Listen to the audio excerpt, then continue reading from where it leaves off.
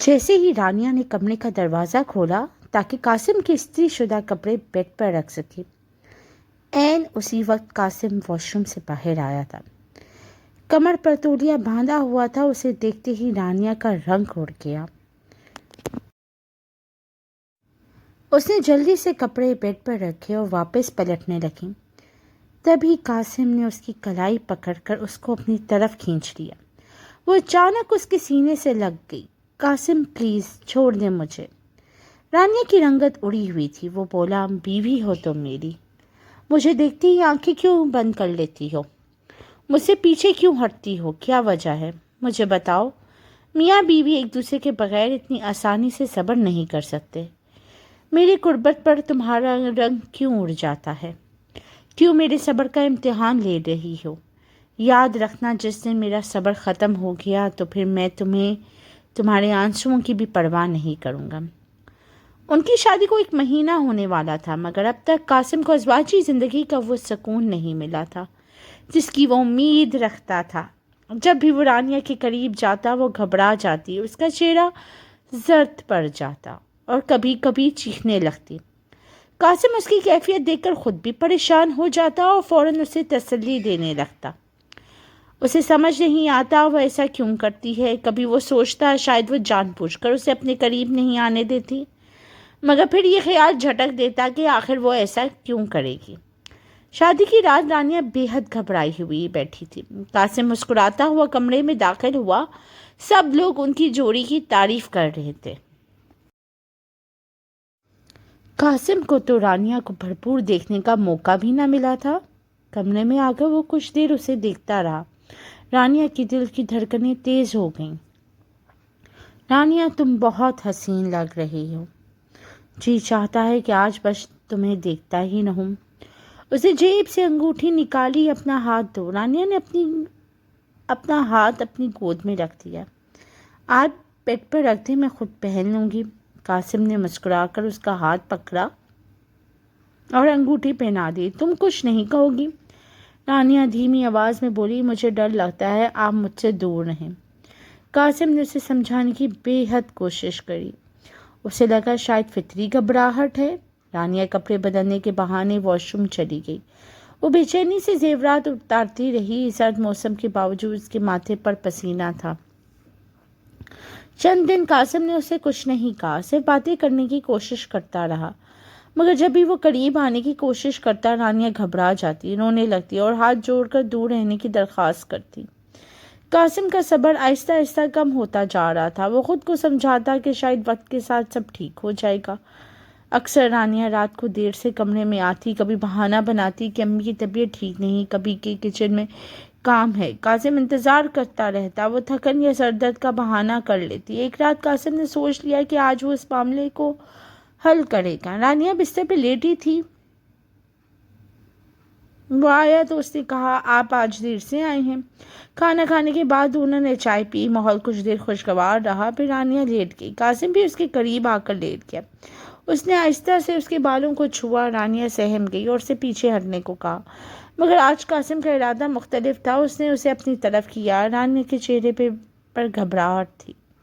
وہ بار بار منع کر رہی تھی، پلیز سمجھنے کی کوشش کریں، مگر قاسم اس کی کیفیت کو نظر انداز کر رہا تھا۔ رانیہ رونے لگی، خدا کے لیے مجھے بخش دے۔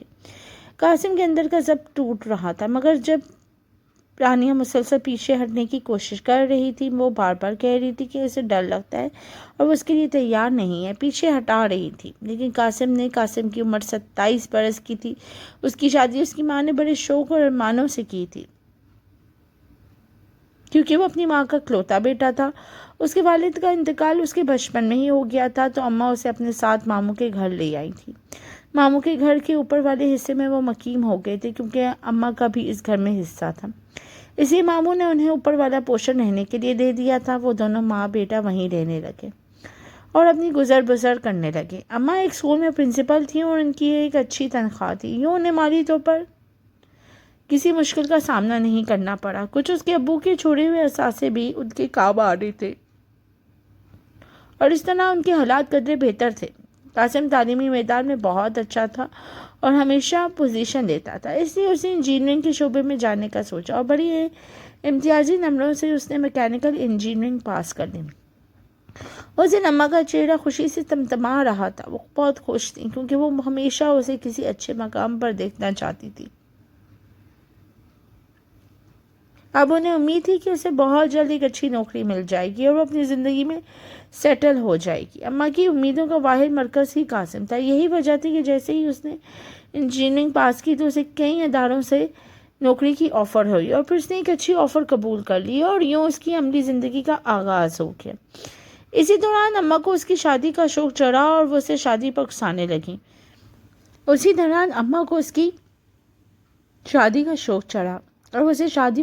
لگیں۔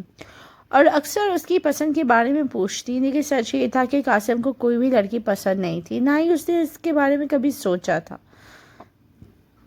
مگر اب اماں کے کہنے پر اس نے ارد گرد نظر دوڑائی تو اسے اماں کی سہیلی کی ایک چھوٹی بیٹی پسند آ گئی۔ جب اس نے اماں سے رانیہ کے بارے میں بات کی تو اماں جیسے کھلی اٹھی اور کہنے لگی، ارے کمال ہے، میری تو کبھی اس پر نگاہ ہی نہیں پڑی تھی، وہ تو واقعی بہت اچھی اور پیاری بچی ہے، بڑی باادب ہے، میں آج ہی اس کی ماں سے بات کرتی ہوں، وہ مجھے انکار تھوڑی کریں گی۔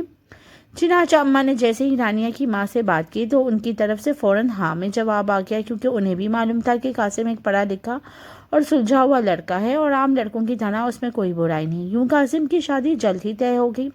اگرچہ رانیہ سے وہ 19 برس کی تھی جبکہ قاسم 27 کا ہونے والا تھا، مگر رانیہ کی ماں نے اس بات پر بھی کوئی اعتراض نہیں کیا اور 2 مہینوں کے اندر ہی اس کی شادی دھوم دھام سے ہو گئی۔ شادی کی ہر رسم میں دونوں خاندانوں نے بڑھ چڑھ کر حصہ لیا۔ خاندان میں یہ شادی یادگار سمجھی جا رہی تھی۔ قاسم اس شادی پر بہت خوش تھا کیونکہ رانیہ ان کی زندگی میں آنے والی پہلی لڑکی تھی اور اسے شادی سے پہلے ہی اس سے بہت محبت ہو گئی تھی۔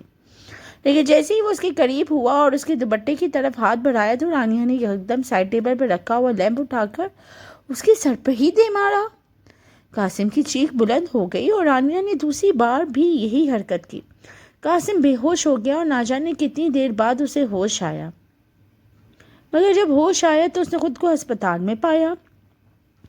اماں اور رانیہ دونوں اس کے پاس کھڑی تھیں، دونوں کے چہرے پہ پریشانی اور آنسوؤں سے بھرے ہوئے تھے، مگر جیسے ہی قاسم کی نظر رانیہ پہ پڑی تو اسے سارا واقعہ یاد آ گیا اور اس نے اماں کو کہا کہ وہ رانیہ کو یہاں سے باہر بھیج دے اور دوبارہ اس کے سامنے نہ آنے دے۔ قاسم کے سخت الفاظ سن کر اماں چونک گئی۔ انہوں نے کہا، کیا ہوا ہے بیٹا؟ رانیہ بہت پریشان ہے اور رو رو کر برا حال کر لیا ہے اور تم اس کے ساتھ ایسا رویہ اختیار کر رہے ہو۔ قاسم نے صاف لفظوں میں کہا کہ وہ رانیہ کی شکل میں بھی نہیں دیکھنا چاہتا۔ رانیہ بے یقینی سے اس کی طرف دیکھتی ہوئی وہاں سے چلی گئی۔ قاسم کے دل میں اس کے لیے شدید غصہ تھا۔ اس نے سوچ لیا تھا کہ جو لڑکی ازواجی زندگی کی ضروریات کو پورا کرنا نہیں جانتی اسے اپنے ساتھ رکھ کر کیا کرے گا۔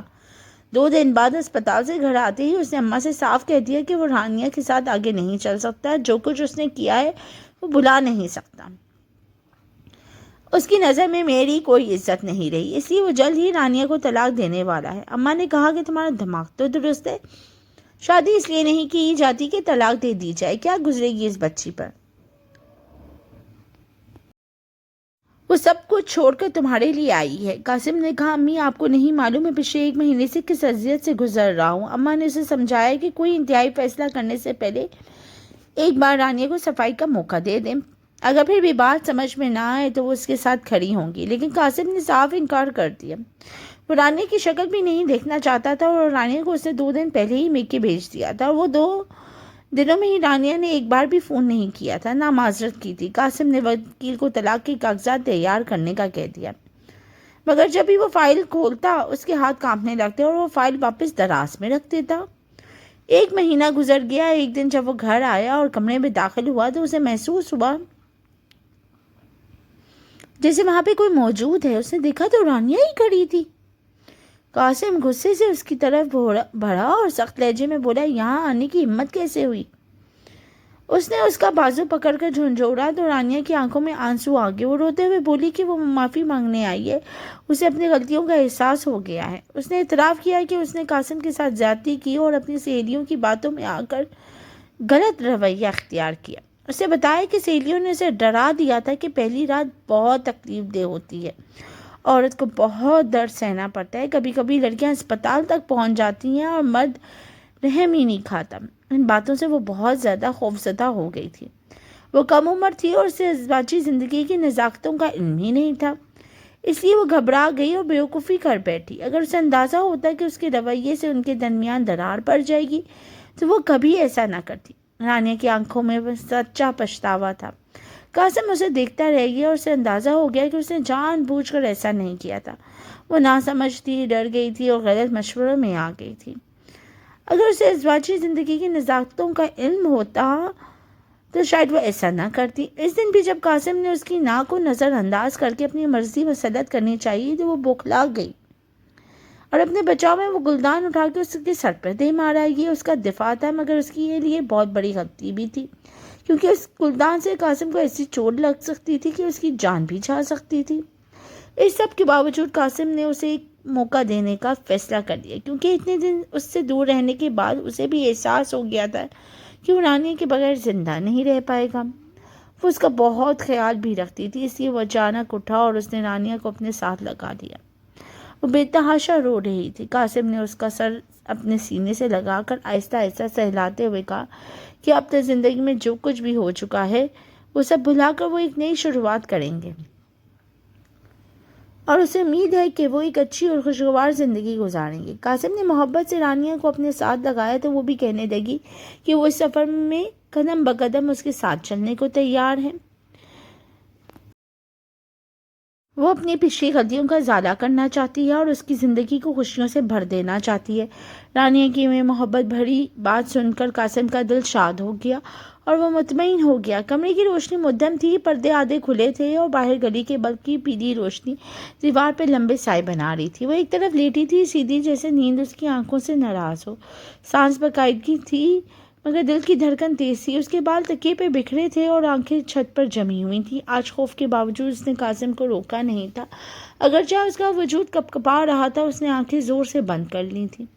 خود کو ایک بڑی تکلیف سہنے کے لیے تیار کرنے لگی تھی. قاسم نے پھر بھی احتیاط سے کام لیا تھا اور جذبات میں خود کو بے قابو نہیں چھوڑا تھا. رانیہ نے اپنے منہ پر ہاتھ رکھ لیا تھا. قاسم اسے اپنی باتوں پہ الجھانے لگا تھا.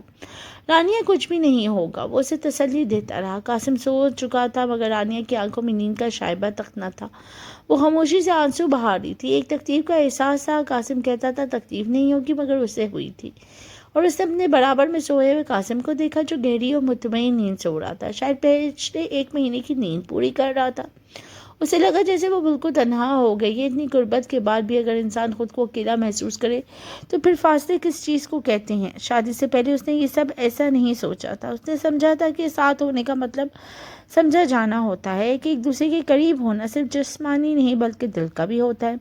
مگر یہاں سب کچھ تھا، بس وہ احساس نہیں تھا جس کے لیے اس نے خود کو اس رشتے کے حوالے کیا تھا. جب تک قاسم اس کے قریب رہا اس کے ذہن میں بس یہی احساس رہا کہ یہ مسلسل جبر ہے. اسے اپنی سہیلیوں کی باتیں درست لگنے لگی کہ مرد عورت کے احساس کو نہیں سمجھتا، اسے صرف اپنے جذبات کی پرواہ ہوتی ہے. رانیہ نے آہستہ سے کروٹ بدلی. اس کی حرکت پر قاسم چونکا تک نہیں، بس سانس کچھ گہری ہوئی جیسے اس کی موجودگی کا علم تو ہو مگر پرواہ نہ ہو. اسے کچھ کہنے کا سوچا مگر الفاظ گلے میں ہی رہ گئے. اسے ڈر تھا کہیں اس کی آواز اس کی خاموشی کو توڑ نہ دے، کیونکہ خاموشی ہی اب ان کے درمیان واحد مشترکہ چیز رہ گئی تھی. اسے پوری رات نیند نہیں آئی تھی. کچھ دیر بعد قاسم اٹھا اور باتھ روم کی طرف چلا گیا. دروازہ بند ہونے کی آواز آئی، حالانکہ کمرہ وہی تھا، بیڈ وہی تھا اور وہ خود بھی وہیں تھی، مگر اس کے اندر کچھ ہل گیا تھا. وہ بیڈ پر بیٹھی اپنی گھٹنوں کے سینے سے لگا کر اپنی انگلیوں کو غور سے دیکھنے لگی جن میں شادی کی انگوٹھی چمک رہی تھی. کیا یہ انگوٹھی صرف ایک نشان ہے یا باقی کسی کے ساتھ بندھے ہونے کی علامت؟ ان دنوں قاسم دفتر کے کاموں میں بہت مصروف ہو گیا تھا. رات کو گھر آ کر بھی اکثر لیپ ٹاپ پہ لگا رہتا. ایک رات رانیہ کی دوست کا فون آیا. رانیہ باتیں کرنے لگی تو قاسم نے کہا رانیہ پلیز کمرے سے باہر جاؤ، میں ڈسٹرب ہو رہا ہوں. وہ کمرے سے باہر چلی گئی. فاطمہ نے سب سن لیا. بڑا ہی خروش شور لگتا ہے تمہارا. خیر یہ بتاؤ ہنی مون پر کہاں گئے تم لوگ؟ رانیہ نے جھوٹ کا سہارا لیا. کہیں نہیں. قاسم کو شاید دفتر سے چھٹی نہیں ملی. فاطمہ بولی یہ سب مردوں کے بہانے ہوتے ہیں، انہیں بس عورت کے وجود سے غرض ہوتی ہے. پھر اس نے ایک سہیلی کا ذکر کیا جس کی زیادہ کم عمری میں شادی ہوئی تھی اور جس کی زندگی مشکلات سے بھر گئی تھی. یہ سن کر رانیہ کے ہاتھ سے فون گرتے گرتے بچا. اس کی دل کی دھڑکن تیز ہو گئی. اسے اپنی ساس کی باتیں یاد آنے لگی کہ انہیں جلدی پوتے پوتیاں چاہیے. نانیہ نے سونے کا بہانہ بنا کر فون بند کر دیا. اسے لگا قاسم بھی شاید وہاں ایسا ہی ہو. کمرے میں آئی تو قاسم لیپ ٹاپ بند کر چکا تھا، جمائیاں لے رہا تھا، کندھے دبا رہا تھا. اس پروجیکٹ نے تو مجھے تھکا کے رکھ دیا ہے. جیسے ہی رانیہ لیٹی قاسم نے اسے اپنے قریب کر لیا. قاسم میں آج بہت تھکی ہوئی ہوں. میں بھی بہت تھکا ہوا ہوں. رانیہ اور مرد کی تھکن عورت کی کربٹ سے ہی دور ہوتی ہے. رانی کو لگا قاسم کو بس اپنی پرواہ ہے. آج کل وہ روز اس کے قریب آتا اور کہتا ہے اسے جلدی بچہ چاہیے. رانیہ کو لگنے لگا شاید مرد کے نزدیک عورت سے بچہ پیدا کرنے کی مشین ہے. کبھی مجھ سے محبت بھی نہیں کی تم نے. رانیہ میں تم سے تھکنے لگا ہوں. ہر بار تمہارے چہرے پہ بس تکلیف ہوتی ہے، آنسو ہوتے ہیں. تم اس رشتے کے سکون کو محسوس نہیں کرتی ہو. ایک دم بیکار لڑکی ہو. یہ کہہ کے وہ پیچھے ہٹ گیا اور کروٹ بدل کر سو گیا. رانیہ کو لگا جیسے اس کی تجزیے کی گئی ہو. وہ آنسو بہانے لگی. اسے شروع کے دن یاد ہے جب قاسم ذرا سی بات پر مسکرا دیتا تھا. وہ زیادہ تر تھکا ہوا، خاموش اور مصروف رہتا تھا. اگلی رات بھی وہی خاموشی رہی. رانیہ کا ہلکا سا بخار تھا. اس کا دل چاہا کہ وہ اس کی طرف پلٹے، اس کی بے چینی پوچھے، مگر ایسا کچھ نہ ہوا. قربت اور اجنبیت کے ایک ساتھ کیسے چل سکتی ہے؟ اسے خود سے سوال کیا. وہ جانتی تھی قاسم برا نہیں ہے. وہ نہ مارتا ہے، نہ ذلیل کرتا ہے. وہ بس سمجھ نہیں پاتا، محسوس نہیں کر پاتا. اور شاید یہ سب سے بڑا دکھ تھا. اس کے ساتھ تھی مگر اس کے دل میں نہیں تھی. اس نے دل ہی دل میں ایک فیصلہ سا کر لیا تھا کہ وہ خود کو مکمل طور پر ٹوٹنے نہیں دے گی. اگر وہ نہیں سمجھتا تو وہ خود کو سمجھے گی. اسی سوچ کے ساتھ اس نے آنکھیں بند کر لی. آنسو اس کے رخساروں کو بہو رہے تھے. اس کے قریب اس کی موجودگی تھی مگر اس کے دل میں جو خلا تھا وہ بدسور رہندہ. اور اسی خلا کے ساتھ، اسی غربت میں چھپی اجنبیت کے ساتھ رات آہستہ آہستہ آگے بڑھ رہی تھی. شام دھیرے دھیرے رات میں بدل رہی تھی. آسمان پر ہلکی سی سیاہی پھیل چکی تھی اور کھڑکی کے شیشوں پر بارش کی بوندیں ٹپکنے لگی تھیں. کمرے میں خاموشی سی سنجیدگی تھی، جیسے دیواریں بھی کسی فیصلے کے انتظار میں. رانیہ کھڑکی کے پاس کھڑی باہر دیکھ رہی تھی. اس کے ہاتھ میں چائے کا کپ تھا مگر چائے ٹھنڈی ہو چکی تھی. اس کے قدموں کی آہٹ پر وہ پلٹی نہیں مگر جان گئی تھی کہ قاسم آ گیا ہے. قاسم دروازے کے پاس کھڑا اسے دیکھتا رہا. آج کئی دنوں کے بعد اس کی آنکھوں میں تیزی نہیں تھی، نہ غصہ تھا، نہ تلخی، بس تھکن تھی اور شاید احساس بھی. وہ چند لمحے خاموش کھڑا رہا، پھر آہستہ سے قدموں سے اندر آیا. رانیہ کی انگلیاں کپ کے گرد سخت ہو گئیں. اس نے گہری سانس لی اور پلٹی. اس کی آنکھیں سرخ تھیں مگر آنسو نہیں تھے. کہیے. قاسم نے دروازہ بند کیا اور اس کے سامنے آ کے رک گیا. دونوں کے درمیان چند قدموں کا فاصلہ تھا. مجھے بات کرنی ہے. اس کی آواز میں نرمی تھی، وہ نرمی جو رانیہ نے مدت سے محسوس نہیں کی تھی. ہم سن رہی ہوں. میرے کچھ دوست شادی کی دعوت مانگ رہے ہیں. کہتے ہیں بھابھی کے ہاتھ کا کھانا کھانا ہے. کیا تم مینیج کر لو گی؟ ہاں کر دوں گی. دل میں سوچا ہاں میں تو مفت کی ملازمہ ہوں، سارے کام تو مجھے ہی کرنے ہیں. اگلے دن وہ کچن میں مصروف رہی. قاسم کے دوست آئے تو اس کی ہنسی کی آوازیں کمرے تک آ رہی تھی. قاسم خوب ہنس رہا تھا، باتیں کر رہا تھا. رانی کا دل جل رہا تھا. اس سے چند چنے ہوئے الفاظ کہتا ہے اور دوستوں میں کتنا بولتا ہے. رات کو قاسم نے کہا تھینک یو رانیہ، کھانا بہت مزے کا تھا. سب نے تعریف کری. کوئی بات نہیں، اس میں تھینک یو کی کیا بات ہے. پھر اس نے کہا کہ کل تمہیں میکے چھوڑ دوں گا، 2-3 دن رہ لینا. رانی نے اگلے دن 10 دن کا کھانا بنا کر فریز کر دیا. سوچ رہا تھا کہ 10 دن میکے ہی رہے گی تاکہ قاسم کو اس کی کمی محسوس نہ ہو. مگر قاسم کا فون آیا تو صرف یہ پوچھنے کے لیے کہ اس کی گلابی قمیض کہاں رکھی ہے. رانی کا دل ٹوٹ گیا. 10 دن بعد واپس آئی تو قاسم نے یہ تک نہیں کہا تھا کہ اس نے اسے یاد کیا ہے. کچن بکھرا ہوا تھا، کمرہ بے ترتیب تھا. اسے صاف کیا. قاسم نے لاپرواہی سے کہا کمرہ تو ٹھیک تھا، کیا ہوا تھا؟ رانیہ خاموش ہو گئی. رات کو قاسم نے اسے اپنے قریب کیا. رانیہ نے شاید کی اس نے اسے یاد نہیں کیا. قاسم ہنسا. میں نے سوچا تم آرام سے رہو تو کیا آپ نے مجھے یاد نہیں کیا؟ بالکل بھی نہیں، بس تمہارے ان ہونٹوں کو مس کیا تھا. رانیہ کو محسوس ہے کہ وہ سب اس کے وجود کی بات کرتا ہے، احساس کی نہیں. بات بڑھ گئی. قاسم بولا میں تم سے تھکنے لگا ہوں. تم ہر بار تکلیف محسوس کرتی ہو. کبھی خود سے میرے قریب آئی ہو، کبھی خود کہا ہے ہو کہ آج میرا دل چاہ رہا ہے. وہ مزید بولا میاں بیوی کی محبت ایسی نہیں ہوتی جیسے کہانیوں میں ہوتی ہے، یہ حقیقت ہے. میں اگر تم میں سکون حاصل نہ کروں تو کہاں جاؤں؟ یہ کہہ کر وہ تکیہ اٹھا کر باہر چلا گیا. رانی خاموش کھڑی رہ گئی. اسے لگا وہ غلط تھی. قاسم اسے سمجھتا تھا، بس وہ خود اس رشتے کو نہیں سمجھ پا رہی تھی. اگلے دن وہ ناشتہ بناتی رہ گئی. قاسم بغیر ناشتہ کیے دفتر چلا گیا. رات کو اس کی پسند کا کھانا بنا کر انتظار کرتی رہی مگر وہ کھا کر آیا تھا. اس کی آنکھوں میں آنسو آ گئے اس رات رانیہ خود قاسم کے قریب ہوئی. Qasim I'm sorry, it's okay, مجھے نیند آ رہی ہے. رانیہ نے ہچکچاتے ہوئے اس کا رخ اپنی طرف کیا. پہلی بار اسے پہل کی. قاسم حیران رہ گیا. اس نے رانیہ کو غور سے دیکھا. اس بار رانیہ نے اسے محبت کا جواب محبت سے دیا. دونوں کے درمیان فاصلے کم ہونے لگے. اس رات دونوں کو سکون کی نیند آئی. صبح آنکھ کھلی تو قاسم اسے دیکھ رہا تھا. I love you Rania and thanks a lot. Rania شرما گئی. آج سنڈے ہے، جانے من تو کیا سنڈے سو کر گزارنا ہے؟ مجھے ساحل سمندر لے چلے، کیوں نہیں؟ رانی کو سمجھ میں آ گیا تھا میاں بیوی کا رشتہ ایک دوسرے کے جذبات کو سمجھنے اور اہمیت دینے سے مضبوط ہوتا ہے. وہ قاسم کی بات کو اہمیت دینے لگی اور قاسم بھی اس کی چھوٹی چھوٹی خواہشوں میں بن کہے پوری کرنے لگا. پھر ایک خوبصورت بیٹے نے ان کی زندگی میں 4 چاند لگا دیے تھے.